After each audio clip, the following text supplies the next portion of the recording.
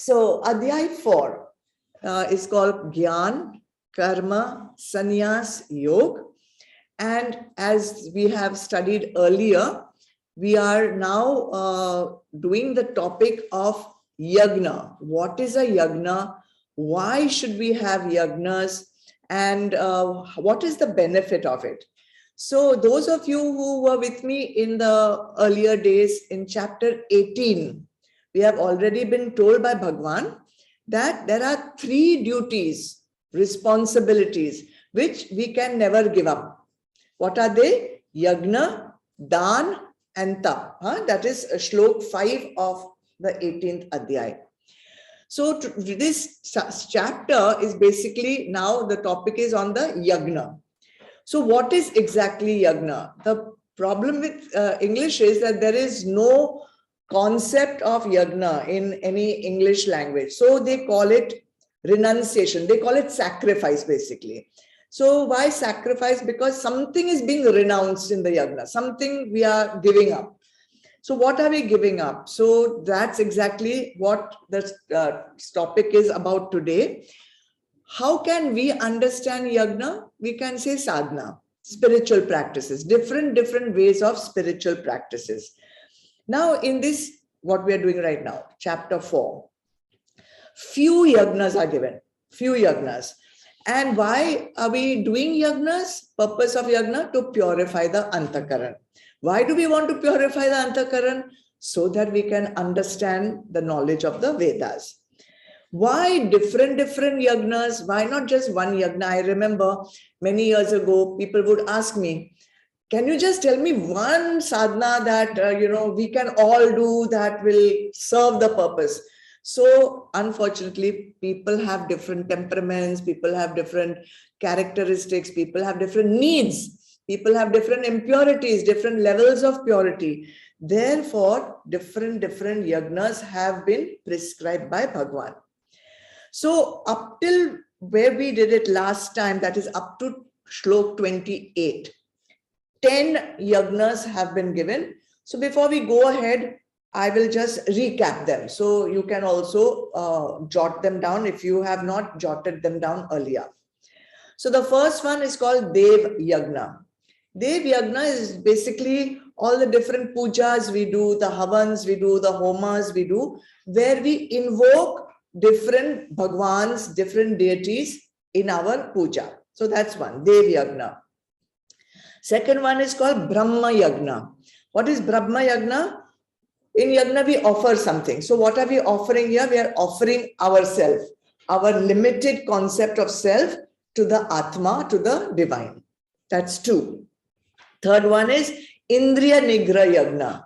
Indriya Nigra Yagna means offering the senses, restraint of the senses. We're just holding our senses back and not letting it go wherever it wants to go.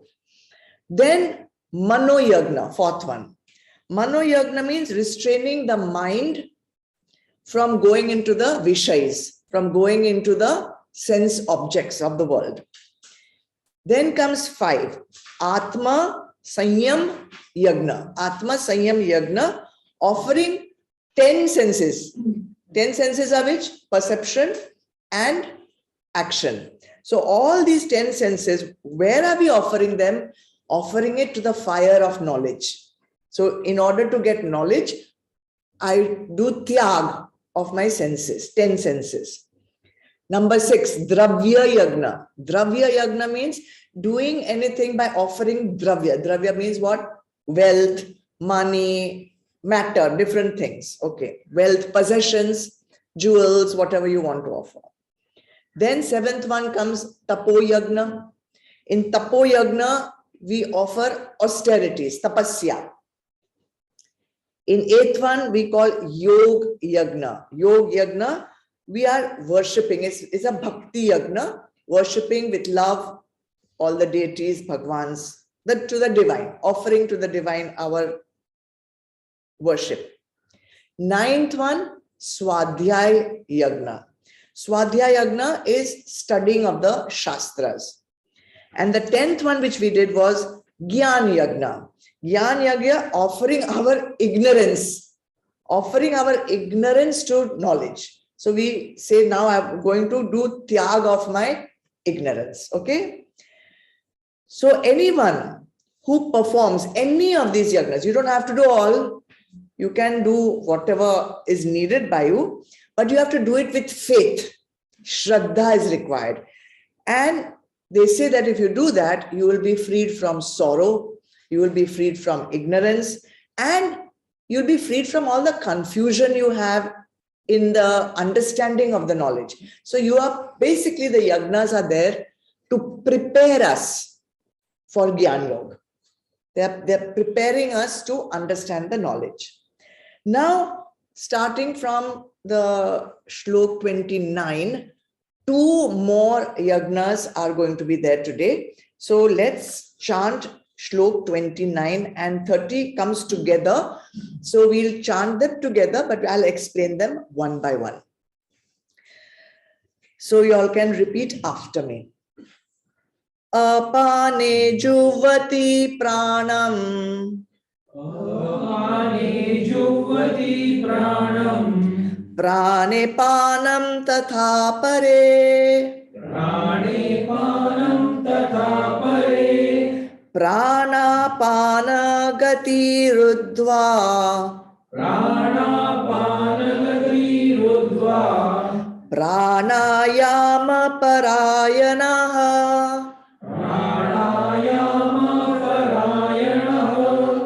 Apare niyatahara. Apare niyatahara. Pranan praneshu juvati. Pranan praneshu juvati. Sarve pyete yagya vido. Sarve pyete yajna vido. Yagyaksha pita kalmashaha. Yajnaksha vida kalmashaha. Let's go first with Shlok 29 and then after that we'll go to 30. So Shlok 29, though it's given together, I have just separated them. This one says, other yogis offer the act of exhalation into that of inhalation. Even so, others the act of inhalation into that of exhalation. Okay, simple. Let's do the meanings. Apare, others. Others meaning not all the 10 people who have done other yagnas, some other people, others. Apare, juvati, offer. Pranam, pranavayu.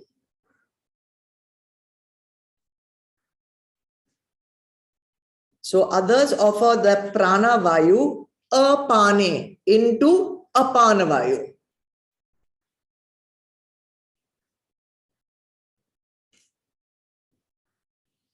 Tatha, also, means also other people do prane panam. They offer apan vayu into pranavayu. Ulta, opposite.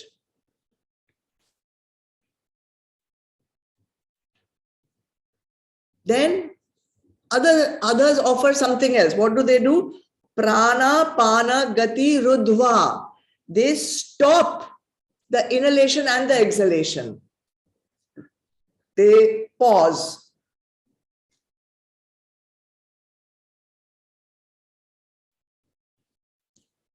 And then it says pranayama parayanaha. Constantly they are practicing the control of the vital forces. Constantly practicing control of the prana. So this becomes sadhana number 11. What is the sadhana number 11? Pranayam. Pranayam meaning regulation of prana. So what is prana? For most people, prana is breath. They say controlling the breath. But it is not just the breath. It is the life force. It is the vital forces that control, that that are in charge of all the activities of the body. That which helps you to do all the different functions of a living body.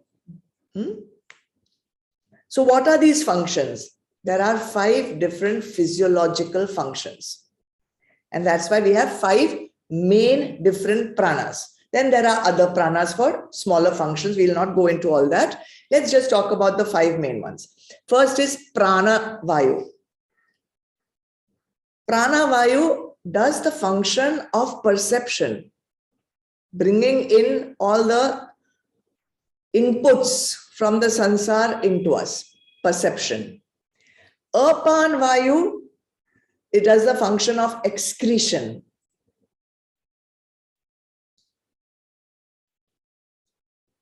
Saman Vayu, digestion, assimilation of inputs in the body. Saman Vayu. Then comes Vyana Vayu. Vyana Vayu, circulatory system. It goes all over the body, everything. And Udan Vayu is very special. It takes care of all upward movements in the body. Upward movements, not just physically upward, like sneezing or coughing or, burping, but also psychologically, spiritually, intellectually raising your level of consciousness. Udana Vayu. So this sadhana is, they are saying it's a yagna of the vital forces going into being offered into one or the other things, okay, something. So yagna means offering to the fire. So there are 4 ways of offering prana to the vital forces, or 4 ways of doing yagna, you can say, with prana. First way is inhaling the prana vayu, inhaling. So, in a havan, you give ahuti, na? You give ahuti to the fire. So here you are giving the ahuti of the inhalation into the exhalation. So you inhale and then it gets exhaled. So here you are filling up with air. You are inhaling, filling up with air. So we call this Puraka Pranayama. This is also yagna. The second one is the opposite, where you are exhaling the prana. You are exhaling it and offering it to the general prana of the world. You're just exhaling it. So the apana vayu is giving the ahuti. It's the ahuti, apana vayu. So purak, you are filling up. This is rechak. You are emptying.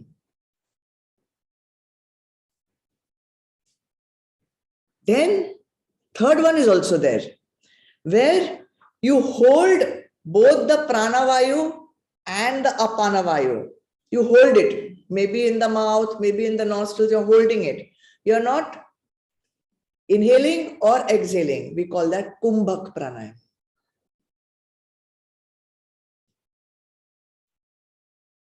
When it is held inside, like you've taken a breath, you're holding inside. So that is antar kumbhak. And you have breathed out, you have exhaled. Then you are not taking another breath. That is also kumbhak, but bahar kumbhak. External and internal. Both are called yagnas because you're offering. And a combination of all these different ways, and there are so many pranayams. I mean, we've also done in the older, many years ago, we used to practice pranayam. Different combinations of these 3 functions, they actually produce some effect, different effects on the body, on the mind, on a thought process. It makes you slow, thoughts become slower, or you can increase the thought process. But word of caution, you must learn and practice with a qualified instructor. Don't try doing all this by yourself, because it's a science. and it needs to be taught correctly. If you do kumbhak, for example, and you are a high blood pressure patient, you can harm yourself. So this is beneficial, but done correctly. So therefore, a word of caution, don't try and do it by yourself just because I'm telling you it's a yagna and all that. You need to go to a qualified teacher. It will bring about, if done correctly, it will bring about a positive change in your body as well as in your mind. So this is just Shlok 29, just that inhalation and exhalation. Now let's go to the second part, Shlok 30, which we've already chanted.